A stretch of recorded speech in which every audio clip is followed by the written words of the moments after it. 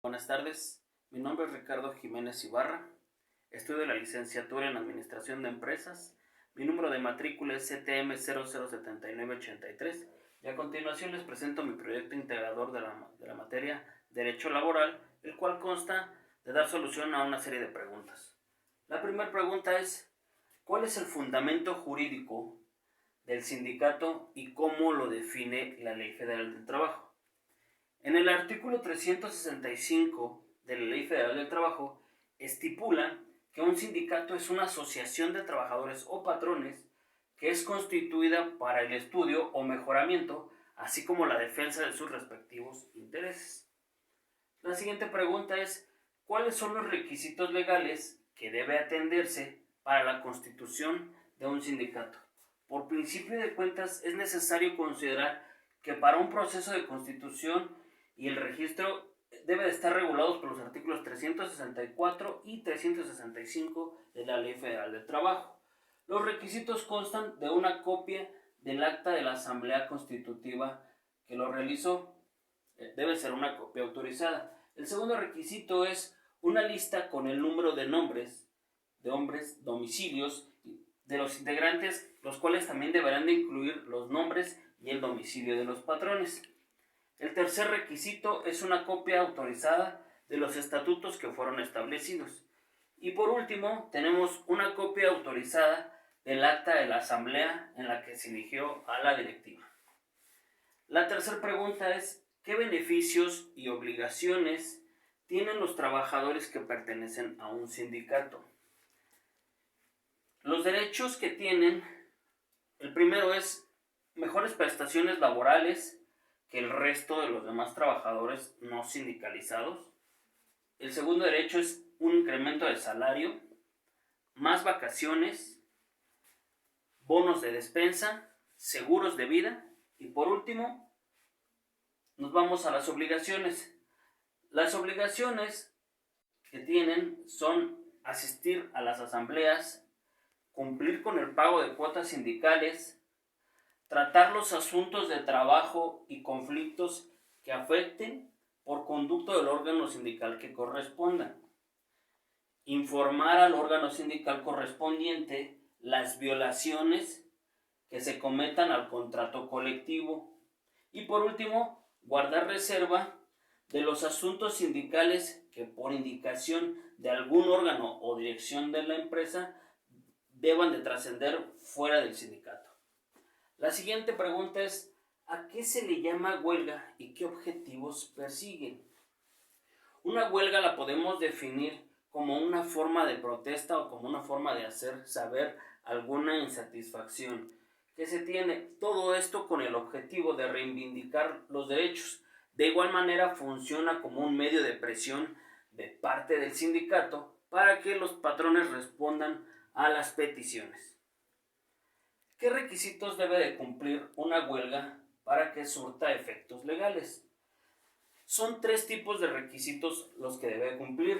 Se llaman requisitos de forma, requisitos de mayoría obrera y requisitos de fondo. Los requisitos de forma son las peticiones que se tienen que hacer, las cuales deben de tener una cierta formalidad. Los requisitos de mayoría obrera son aquellos que indican que la huelga deberá de estar respaldada por la mayoría de los trabajadores, es decir, más del 50% de los trabajadores debe de apoyar la huelga o el paro de actividades. Y por último, los requisitos de fondo. Aquí se menciona que la base y la motivación de una huelga deben de constituir sus objetivos. La siguiente pregunta es, ¿qué tipo de trabajos especiales se contemplan en la Ley Federal de Trabajo y en qué consisten? Los tipos de trabajo que se contemplan son trabajadores de la aeronáutica, actores y músicos, trabajadores del hogar, trabajadores de buques, deportistas profesionales y por último trabajadores de restaurantes, hoteles y bares. Por principio de cuenta, los trabajadores de la aeronáutica, como se menciona, pues son personas que se desempeñan o trabajan en las tripulaciones aeronáuticas y son individuos cuya labor se desempeña a bordo de las naves. Los actores y músicos pues, son personas las cuales interpretan papeles, canciones o algún acto de entretenimiento. Trabajadores del hogar son las personas que de manera remunerada realizan actividades de cuidado o aseo o asistencia en un hogar. Seguimos con los trabajadores de los buques. Son las personas que se desempeñan en las actividades o que desempeñan actividades a bordo de las naves que son los buques, son naves marinas. Por consiguiente tenemos los deportistas profesionales, que son las personas que practican algún deporte y firmaron algún contrato con un club o una empresa para representarlos a nivel profesional. Y por último, tenemos a los trabajadores de restaurantes, hoteles y bares, los cuales son personas que no tienen un salario fijo, laboran horas extras y de igual manera tienen que pagar por los daños que estos generen, aunque no los hayan generado de manera intencional. Por último, ¿cuáles son las autoridades laborales que existen en México y de qué se encargan cada una? Tenemos 4 autoridades. La primera es la Junta de Conciliación y Arbitraje. Es la encargada de resolver con absoluta imparcialidad y apego al derecho, en un ambiente, un trato humano digno, los conflictos laborales de competencia estatal. La siguiente es la Procuraduría de la Defensa del Trabajador, la cual este es un órgano que tiene la misión de asesorar y, de ser necesario, representar gratuitamente en un juicio laboral, además de proponer soluciones a los trabajadores y a los empleadores. La siguiente es la Secretaría del Trabajo y Prevención Social.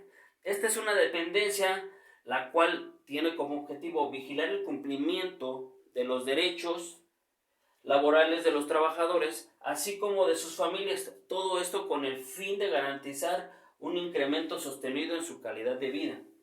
Y por último, tenemos el Tribunal Federal de Conciliación y Arbitraje. Este es un órgano de impartición de justicia laboral, pero compete dar solución a los conflictos laborales individuales y colectivos que se suscitan entre las dependencias de la Administración Pública Federal. Muchas gracias.